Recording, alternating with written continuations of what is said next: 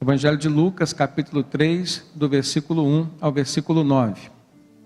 No 15º ano do reinado de Tibério César, quando Pôncio Pilatos era governador da Judéia, Herodes, tetrarca da Galileia, seu irmão Filipe, tetrarca da Itureia e Traconites, e Lisânias, tetrarca de Abilene, Anás e Caifás exerciam o sumo sacerdócio. Foi nesse ano que veio a palavra do Senhor a João, filho de Zacarias, no deserto. Ele percorreu toda a região próxima ao Jordão, pregando um batismo de arrependimento para o perdão dos pecados. Como está escrito no livro das palavras de Isaías, o profeta: voz do que clama no deserto, preparem o caminho para o Senhor, façam veredas retas para ele. Todo vale será aterrado e todas as montanhas e colinas niveladas. As estradas tortuosas serão endireitadas e os caminhos acidentados aplanados. E toda a humanidade verá a salvação de Deus. João dizia às multidões que saíam para serem batizadas por ele: raça de víboras, quem lhes deu a ideia de fugir da ira que se aproxima? Deem frutos que mostrem o arrependimento e não comecem a dizer a si mesmos: Abraão é nosso pai. Pois eu lhes digo que destas pedras Deus pode fazer surgir filhos a Abraão. O machado já está posto à raiz das árvores, e toda árvore que não der bom fruto será cortada e lançada ao fogo. Nós olhamos para esse texto e nós vemos que ele apresenta João Batista. João Batista foi um jovem, crescido num lar de pessoas muito crentes. Seu pai era o sacerdote Zacarias, sua mãe era Isabel, prima de Maria, mãe de Jesus. E a maravilhosa forma como aconteceu o desenvolvimento desse homem. Criança num lar crente, adolescente, jovem, cônscio das suas responsabilidades, do seu chamado por Deus, não sabendo ele que nas Escrituras Sagradas, o livro do profeta Isaías já falava dele. E quando ele chega na idade da maturidade, João Batista era aproximadamente 6 meses mais velho que Jesus. Houve um momento interessante no relacionamento deles, que começou quando eles ainda estavam no ventre de suas mães. Maria foi visitar Isabel, falando da visitação do anjo, e dizendo que estava grávida. E quando chegou lá, já encontrou Isabel grávida. E naquele encontro, João Batista, o texto diz que o menino que estava no ventre da sua mãe Isabel começou a se agitar, como quem já estava testificando a presença do Messias ali, presenciando. Mais tarde, foi João Batista quem batizou Jesus. Não que Jesus tivesse pecados para se arrepender, mas para que se cumprissem as profecias, Jesus foi ao Rio Jordão, onde João Batista estava batizando. E ali nós vemos um evento maravilhoso, que foi a manifestação da voz de Deus, dizendo: este é meu filho amado, em quem me comprazo, em quem tenho prazer, falando acerca de Jesus. Naquele mesmo momento, uma pomba pousa sobre a cabeça de Jesus, manifestando-se de forma corpórea o Espírito Santo. E ali então nós vemos a presença da Trindade, o Deus Pai falando, o Deus Espírito em forma corpórea de uma pomba e o Deus Filho, Jesus Cristo. E o batismo de Jesus foi o início do seu grande ministério.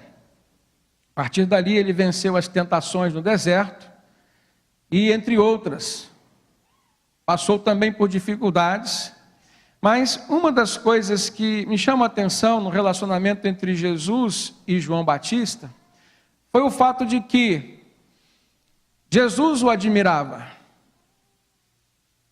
Certa vez os discípulos vieram questionar acerca de João Batista e Jesus disse: vocês estão pensando que ele é um profeta? Eu digo que ele é, mas é muito mais do que isso.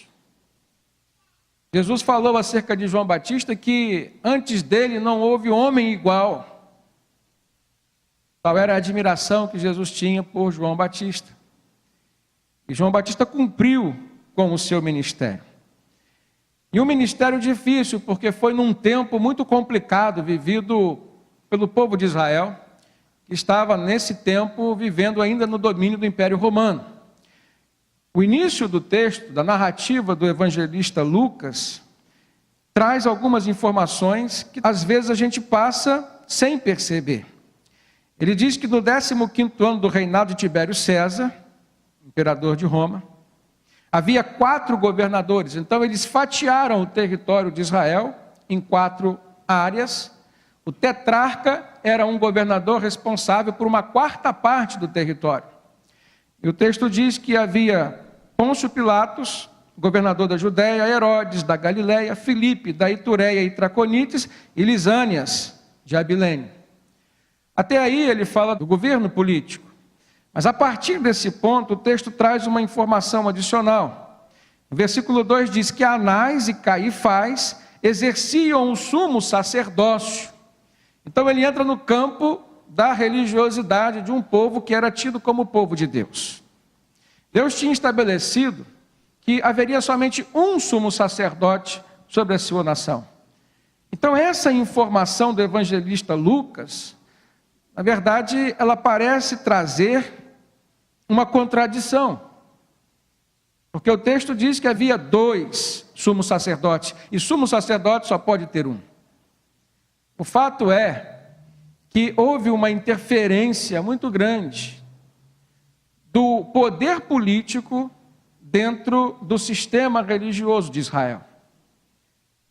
Caifás era genro de Anás. Ele não poderia ser sumo sacerdote. Não era da linhagem de Arão. Mas por um conchavo político, por um entendimento político, ele foi nomeado o sumo sacerdote. Quem deveria ser o sumo sacerdote, e na verdade o que nós estamos vendo aqui, feito por Lucas, é uma denúncia. O verdadeiro sumo sacerdote deveria ser João Batista. João Batista era filho de Zacarias, sacerdote, filho de Isabel, que a palavra de Deus diz que era da linhagem de Arão. Justamente o que está coerente com a palavra de Deus. Mas, se nós olharmos mais um detalhe, o texto diz que, naqueles dias, ele diz assim, foi neste ano que veio a palavra do Senhor a João, o filho de Zacarias, no deserto. Por quê? Que o evangelista Lucas faz questão, e é orientado pelo Espírito Santo, a dizer que a palavra de Deus não veio no templo, como era de se esperar. Não veio pelos sumos sacerdotes nomeados, mas veio por meio de um homem simples, e veio num lugar que não era esperado por todos, no deserto. Justamente porque o sumo sacerdócio estava sendo exercido por pessoas políticas. A política já tinha tomado conta e se entranhado no meio religioso. E por conta disso João estava no deserto. Mas uma coisa me chama a atenção, é que o povo, mesmo estando João no deserto, foi até João, foi até o deserto buscar a palavra de Deus. Eu creio que nós, nessa sociedade que estamos vivendo hoje, encontramos ainda pessoas que estão abrindo mão do conforto do templo e estão indo ao deserto para ouvir Deus falar. Eu creio que nos dias que nós estamos vivendo hoje, existem pessoas que têm tido o discernimento espiritual para saber que a palavra de Deus não tem sido proferida onde deveria estar sendo, nos templos. Mas estão indo em busca dos verdadeiros profetas de Deus, independente dos lugares onde eles estejam. Foi no deserto que Deus falou, porque na verdade Deus rejeitou todo o sistema religioso que estava vigente naquele tempo de João Batista e de Jesus em Israel. É importante a gente ter essa consciência de que muitas vezes nós corrompemos, deturpamos tudo aquilo que Deus nos deu enquanto um projeto, enquanto um propósito para a nossa vida. A palavra de Deus, ela nos mostra de uma maneira muito clara que as coisas que são santas devem ser tratadas com zelo, com seriedade e com santidade.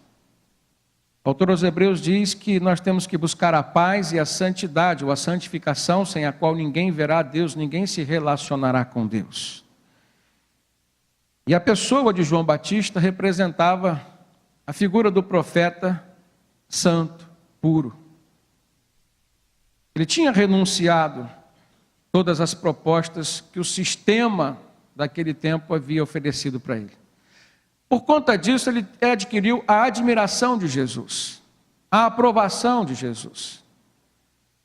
Nós precisamos avaliar, irmãos, nossas vidas, nós precisamos avaliar a nossa religiosidade e não permitir que ela seja somente uma religiosidade, mas que ela se traduza por espiritualidade, ou seja, que ela venha tratar o nosso espírito, que venha trazer edificação para o nosso espírito.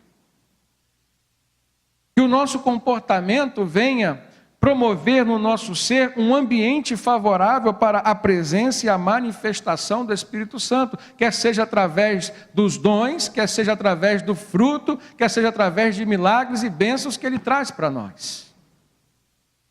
Mas sem santidade, sem preocupação com as atitudes e com os pensamentos, isso não vai acontecer.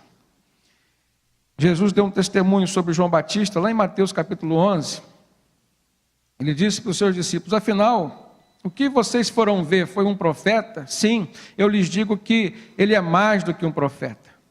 Este é aquele a respeito de quem está escrito. E aí ele cita as escrituras sagradas: enviarei o meu mensageiro à tua frente, e ele preparará o teu caminho diante de ti.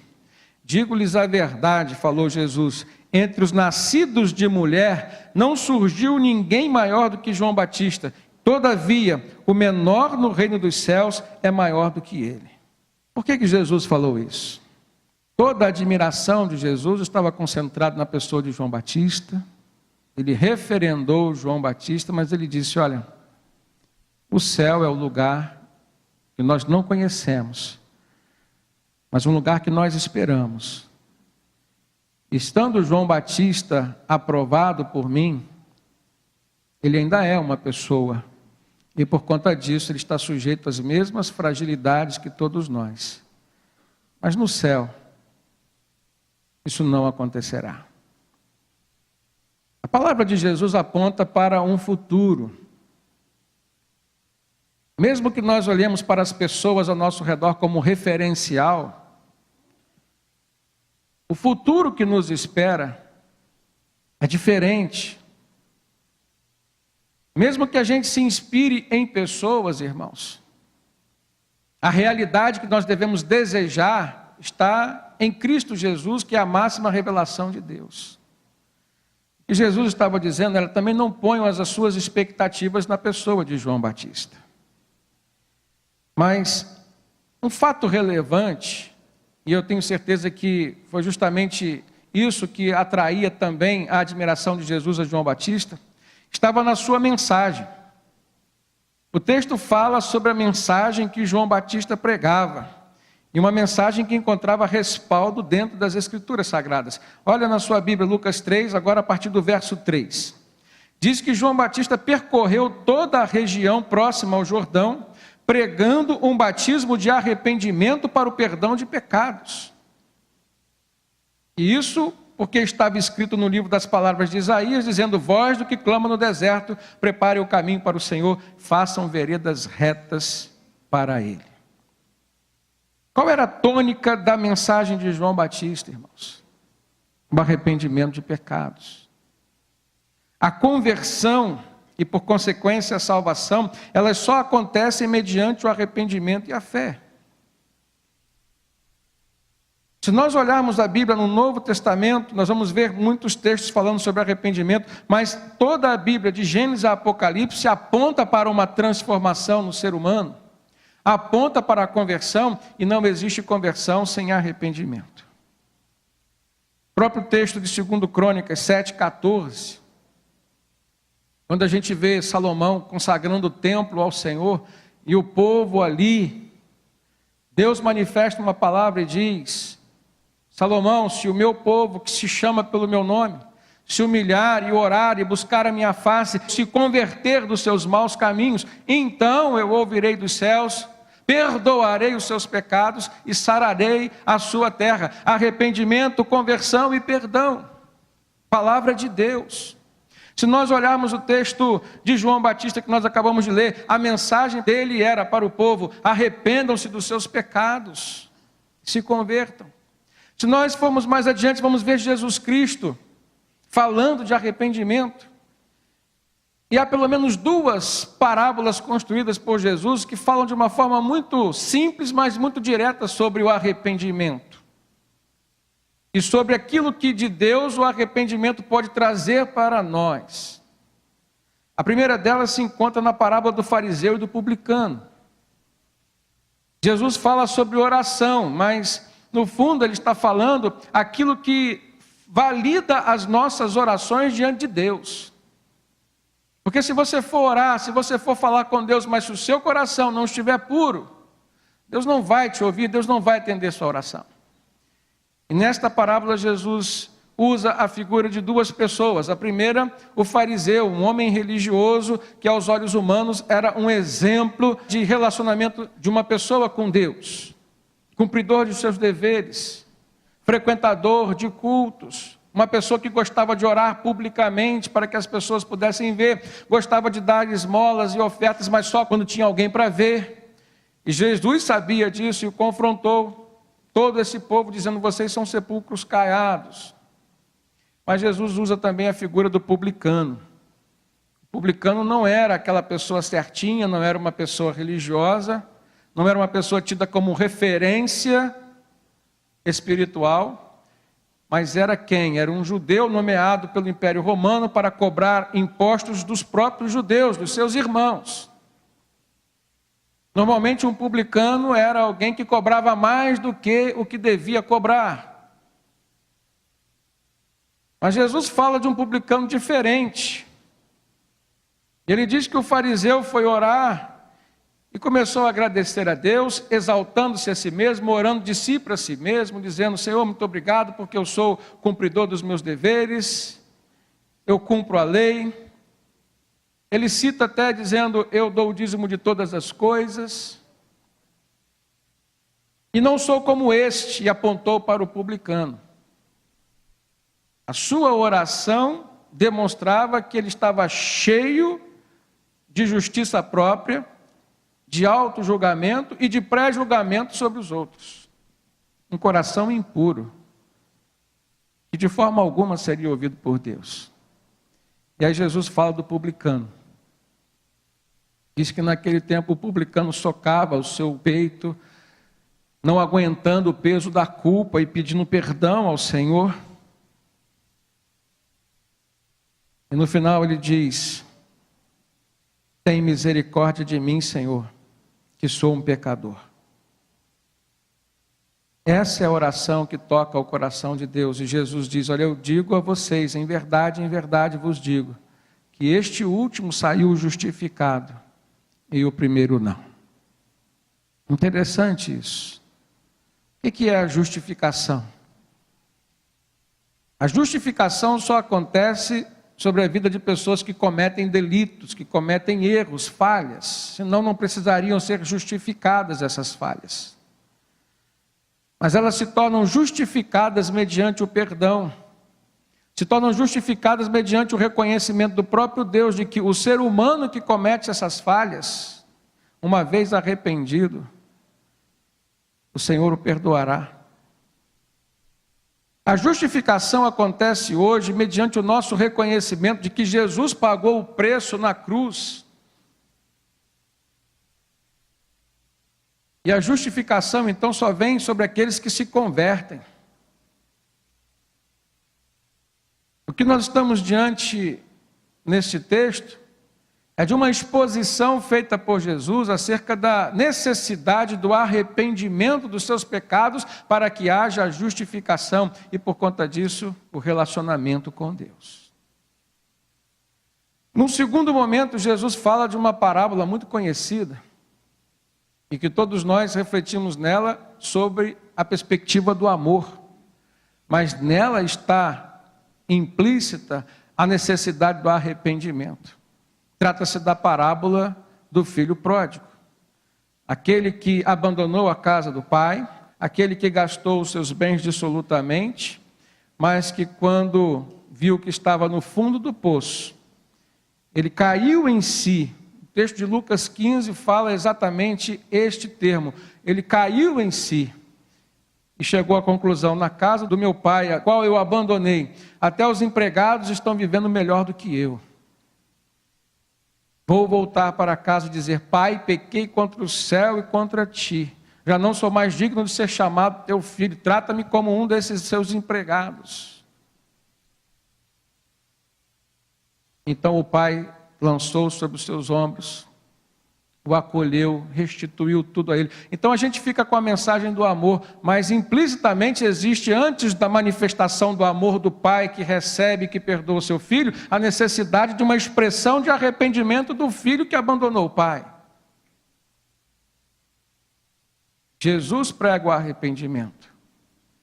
Mais adiante, a gente vai ver no livro de Atos, no dia de Pentecostes, quando houve o cumprimento da profecia da efusão do Espírito Santo, a pregação do apóstolo Pedro, quase 3.000 almas se converteram, e eles perguntaram ao apóstolo: o que devemos fazer?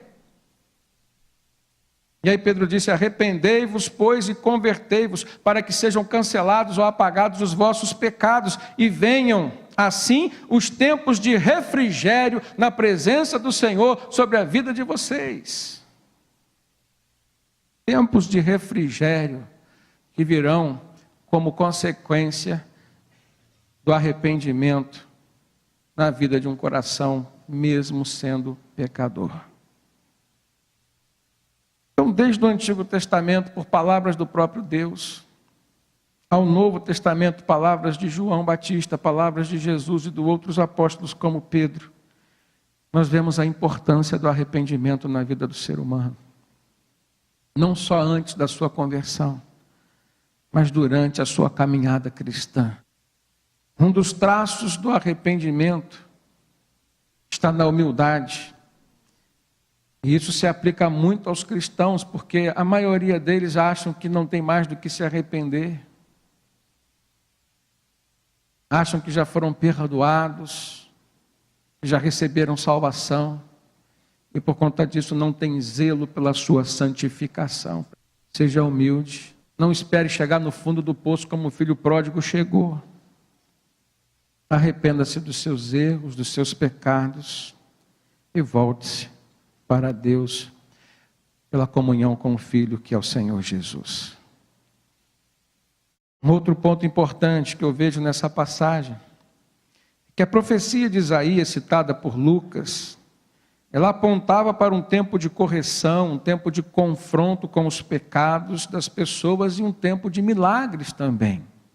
Coisas sobrenaturais que haveriam de acontecer. Olha no versículo 5 e 6 de Lucas 3, ele diz assim: todo o vale será aterrado e todas as montanhas e colinas niveladas, as estradas tortuosas serão endireitadas e os caminhos acidentados serão aplanados. E toda a humanidade verá a salvação de Deus. A primeira parte, no versículo 5, mostra e fala de milagres, fala de coisas sobrenaturais, impossíveis aos olhos humanos. Todo o vale sendo aterrado, todas as montanhas sendo niveladas. Isso aponta para uma equidade, para um nivelamento que haveria de acontecer, por exemplo, no nosso relacionamento com Deus. Montanhas sendo niveladas, vales sendo aterrados, o que estava abaixo passa a alcançar um nível mais alto, o que estava mais alto passa a estar num nível mais baixo, mas que haja um nivelamento. Justamente porque os dias de João Batista, os dias de Jesus, eram dias nos quais o povo estava sendo oprimido pela liderança religiosa. Anás, Caifás, sumos sacerdotes, o templo totalmente corrompido, e nós vamos ver isso através da manifestação de ira que Jesus teve dentro do templo do Senhor, dizendo: vocês transformaram a casa do meu pai num covil de ladrões e salteadores. Meu pai disse que essa casa seria chamada casa de oração. As estradas tortuosas serão endireitadas, os caminhos acidentados aplanados, ou seja, aponta para um acerto na horizontalidade, nos nossos relacionamentos interpessoais. Você pode fazer uma correlação dessa profecia de Isaías, até mesmo com a palavra do apóstolo João, não esse profeta João, quando diz que não é possível uma pessoa dizer que ama a Deus, ou seja, se relaciona bem verticalmente, se ela não ama o seu próximo, se ela não anda em retidão com o seu próximo, na horizontalidade dos nossos relacionamentos. E João Batista é o profeta que vem ser precursor de Jesus, preparar o caminho para Jesus, enfrentar essa situação.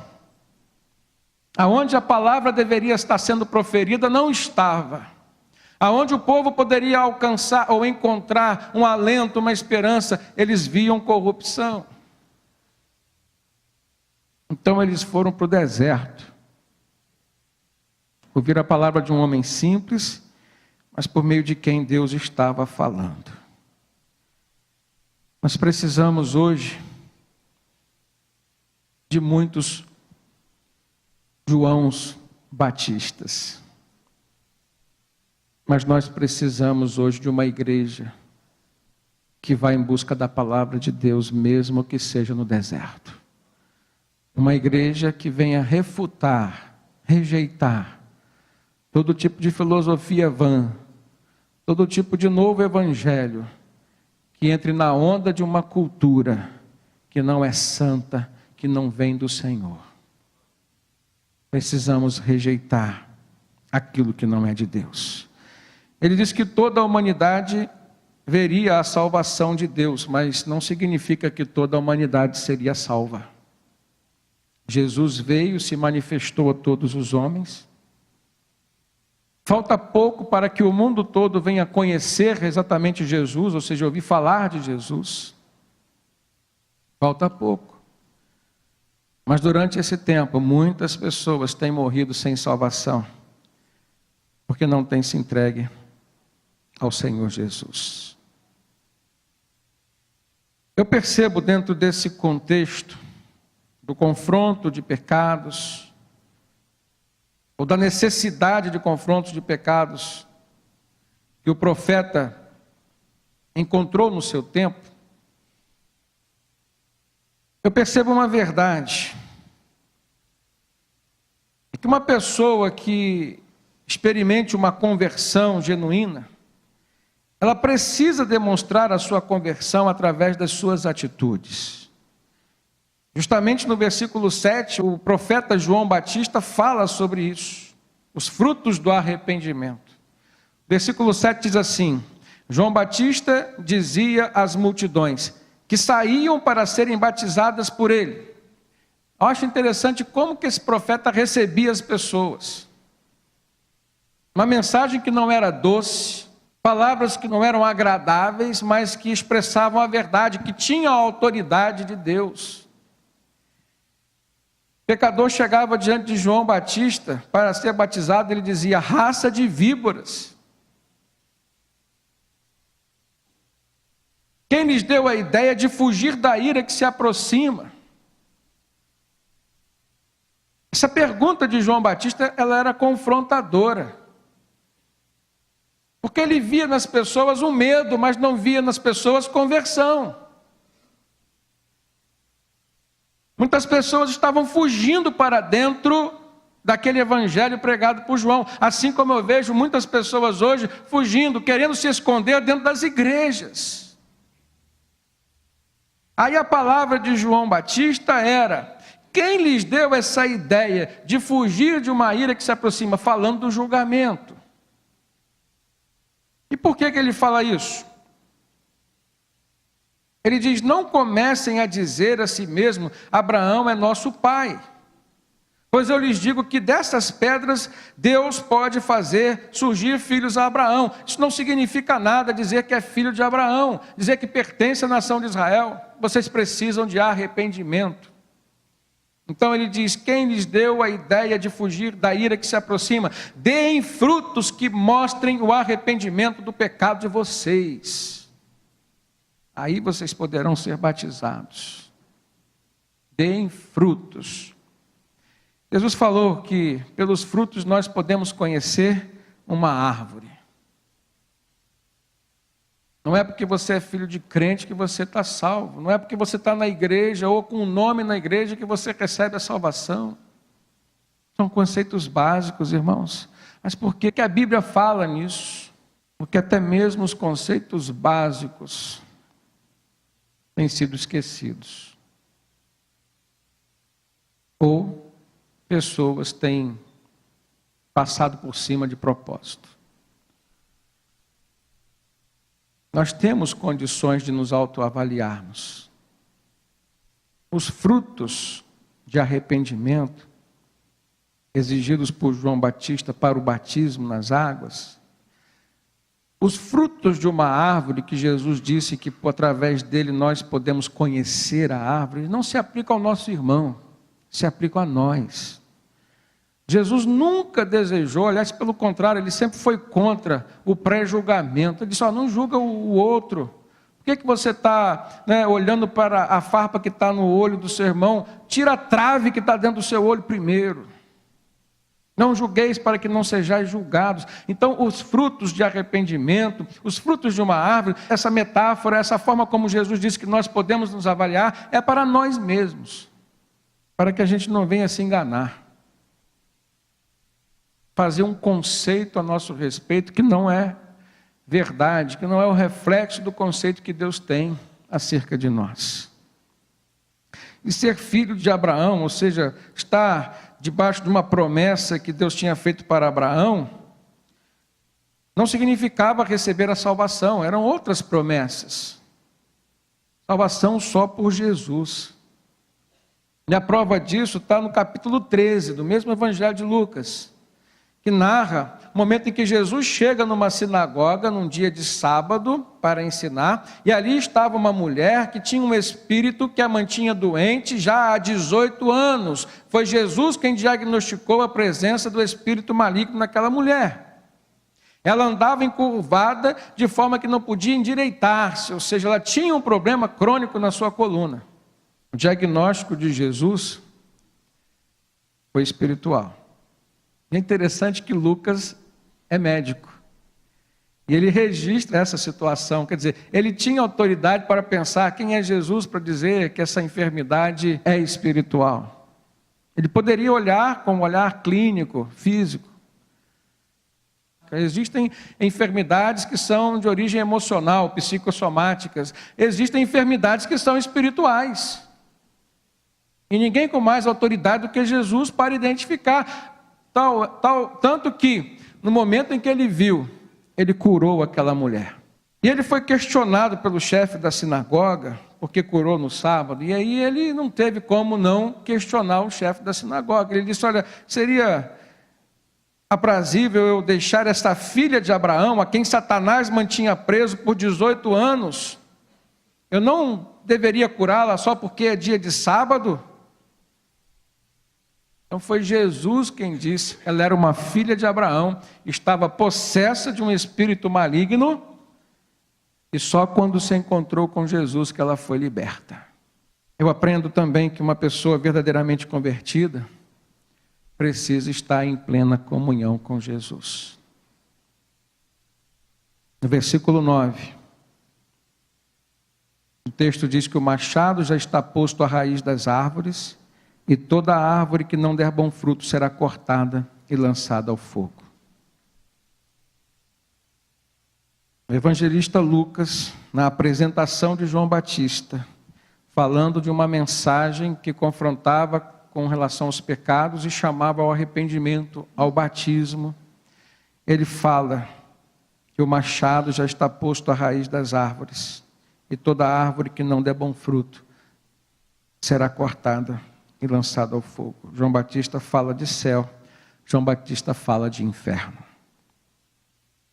Em João capítulo 15, mais à frente, uma situação posterior a essa, Jesus fala sobre a parábola construída por ele mesmo de uma videira verdadeira. Ele diz, olha, eu sou a videira verdadeira e o meu pai é o agricultor. Todo ramo que estando em mim não dá fruto, ele corta, Deus corta. Olha o que o versículo 9 diz: toda árvore que não der bom fruto será cortada. Mas em João capítulo 15, depois de dizer que todo ramo que não estava em Jesus, ou seja, em comunhão com Jesus, não daria fruto, então o Pai haveria de cortar, ele também diz: e todo que dá fruto, ele poda, ele cuida, para que dê mais fruto ainda. E aí Jesus finaliza dizendo: eu sou a videira, vocês são os ramos. Se alguém permanecer em mim e eu nele, esse dá muito fruto. E Jesus diz: porque sem mim nada podeis fazer.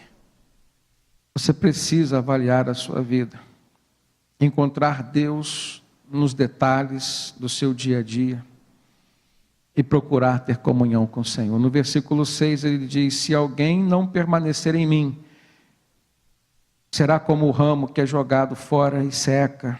Tais ramos são apanhados, lançados no fogo e queimados. Jesus falando isso em João 15.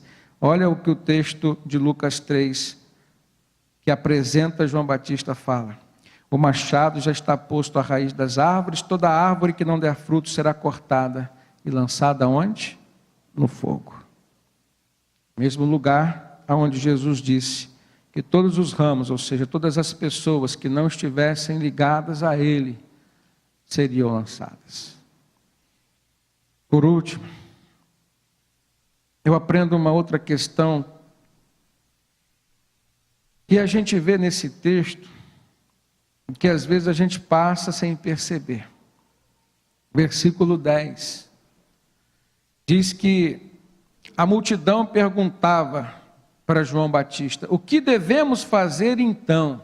João respondia: quem tem 2 túnicas, reparta-as com quem não tem nenhuma, e quem tem comida, faça o mesmo.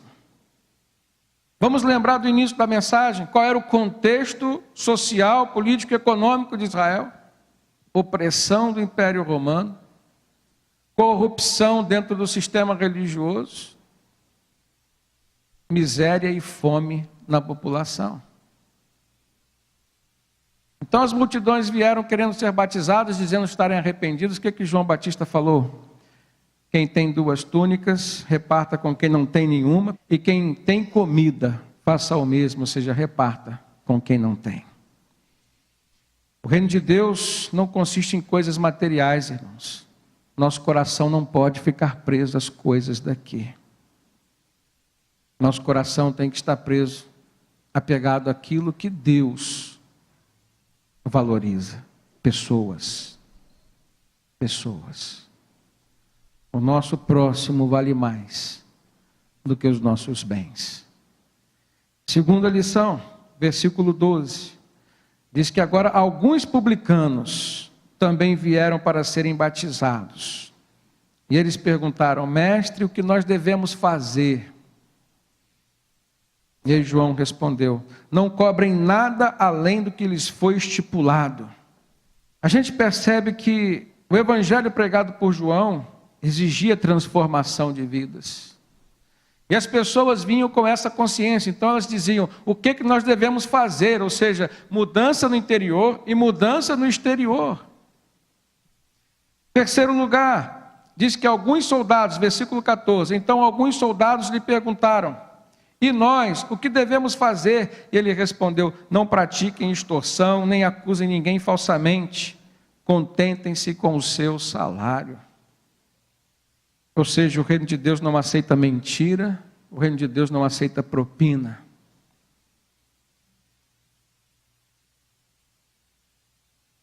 Se a gente olha para o contexto no qual nós estamos vivendo hoje, a gente vê que existe muita semelhança entre o que estamos vivendo nesse tempo e o que João Batista e Jesus viveram no seu tempo.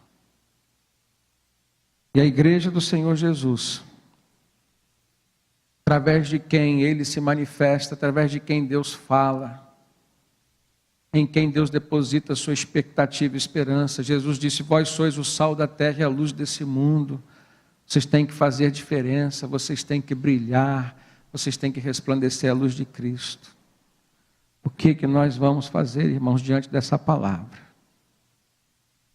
Que a gente possa avaliar a nossa vida, identificar os nossos erros e corrigi-los. Eu aprendo que se você perguntar a Deus o que falta mudar na sua vida, Ele sempre te responderá. E o traço de uma verdadeira conversão é essa pergunta: o que eu preciso fazer a partir de agora? Aconteceu em Pentecostes, mais de 3.000 pessoas se convertendo e perguntando para Pedro: o que nós temos que fazer de hoje em diante? Aconteceu nos tempos de João Batista: mestre, o que temos que fazer? João Batista respondia pontualmente, mas o Espírito Santo fala a cada um de nós, irmãos. Ele tira um raio-x espiritual de cada um de nós. E mais, Ele dá o próprio diagnóstico. É só perguntarmos: o que eu preciso fazer, Senhor? O que precisa mudar na minha vida? E eu tenho certeza que Deus vai te responder. Amém?